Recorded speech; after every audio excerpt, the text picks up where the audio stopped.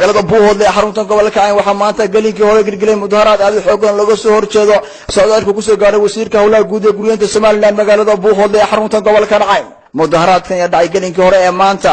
qaar ka mid ah shacabka ku dhaqan magaalada Buuhoodle la dhaxqaadnay kaamirada telefishinka caalamiga ah ee SBS ayaa aragtiyo kala duwan ka dhiibtay socdaalka ku soo gaaray wasiir raaf magaalada Buuhoodle ee xarunta gobolka Cayn shacabka ku hadaaqayay in gobolada Sool Sanaag Cayn looga baahnay wax Soomaaliland ama SLM waa kuwan shacabka oo ka hadlaya arrimahaas bismillaahir rahmaanir rahiim aniga magacaygu yahay Cabdixakiin Awal Maxamed Aadan kana mid ah ganacsatada magaalada Buuhoodle aad iyo aad waxaan ugu mahadcelinayaa telefishinka caalamiga ah SBS oo ku hadlay afka gobolada Sool Sanaag Cayn aad iyo aad baan TV-ga ugu mahadcelinayaa si gaar ahaan ugu mahadcelinayaa markaan ka hadlo aragtidayda ku aadan wasiirka soo galay magaalada Buuhoodle ee shalay yimid la sheegay anigu maba arag aad iyo aad baan ugu xumahay magaalada waa magaalo Soomaaliyeed dadka degan waa dad Soomaaliyeed dad Somaliland raba ama u jeedana maaha haddii aan ahay ganacsatada badan oo reer Buuhoodle iyo dadka reer Buuhoodle waxay ku gowracayeen midnimada Soomaaliyeed anagu waxaan u taagnay midnimada Soomaaliyeed waxaanu mar walba dadkaas u dhimanayay reer Buuhoodle ama reer Sool Sanaag aan u dhimanayay midnimada Soomaaliyeed tiina lagama guurin meeshana Somaliland lagama ogola ummadda Soomaaliyeed gaar ahaan salaamaya ummadda dhulbaanta meel kasta joogto waxaan ay gabadheen u dalka Sool Sanaag Cayn gobolka Buuhoodle waxaan u sheegayaa dadweynaha marar badan la kala jeeday way jirtaa laakiin maanta meel la kala jeesto maaha nimanka Somaliland u shaqeeya Somaliland ayaan nimanka galbeedka inaga xigayay isbahaystay habarta u shaqeeya marka nin dawlad ka socda yimaado magaalada intay masayraan soo dhilileeya xishooda kuwa dhida ee raaca marna maalina kuwa raaca maalina kuwa raaca magaalada Buuhoodle joogana waxaan oran lahaa xishooda oo wajigiina u tudha hadii meel lagu qoysto waa lagu qalajistaa waxa fadeexad ah oo fadeexada reer Buuhoodle inaad maalin walba adigu hal wajine aad meel ka muuqato intaas salsale waxaan inoo balana hadii xishoon wayn dadka ka yimid Hargeysa iyo inta ka shaqeysa oo ay cilad diyaar garoobeen de annaguna waxaan tahay waxaan dil dhici jirin baradinaynaa bismillaahir rahmaanir rahiim anigoo Aamina aad dufan joogana gobolka Cayn kana mid ah hooyooyinka waxaan halkan ka soo jeedinayaa kelmad yar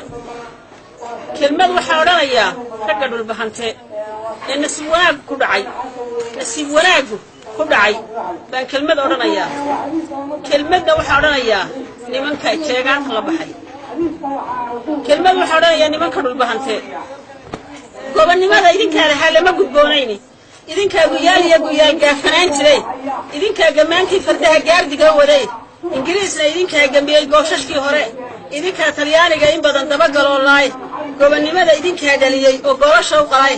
gardaridee dhulbahanta sidee saylac ugu guurtay daarood sidee uga godeen gebi ahaantiiba googarad siduu kuugu xidhay gocorka iyo doorka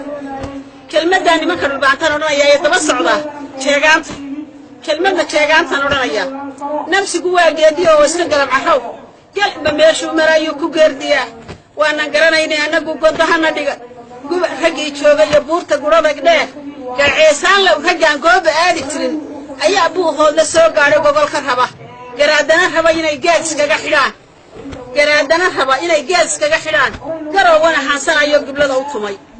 waryaalaheen adduunku de waa iska caynkaa horta adduunka ninkii joogaa de wax walba waa arkayaa kugaagoo reegay guri geel dhalayna waa ku tusaa ma garatay sheegaan garoowa doonaysa baa maanta la hayaa waa adduunku de waa iska noocaa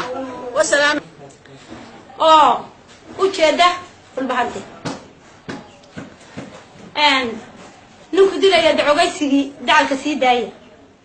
wixii aabihiin diidi jiray dib uga faallooda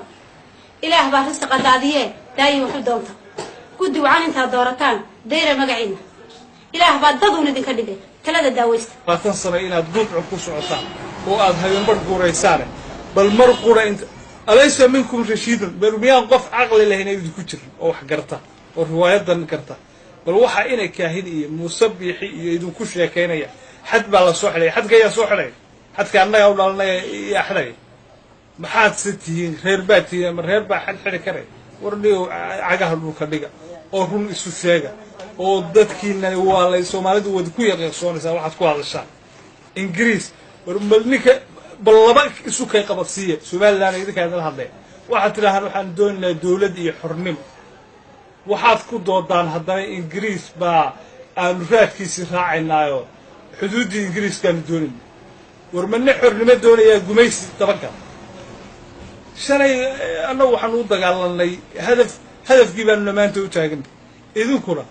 adeerow riwaayadda intaad ka baxdaan mar qura runta isu sheega dhalanteeda ku jirin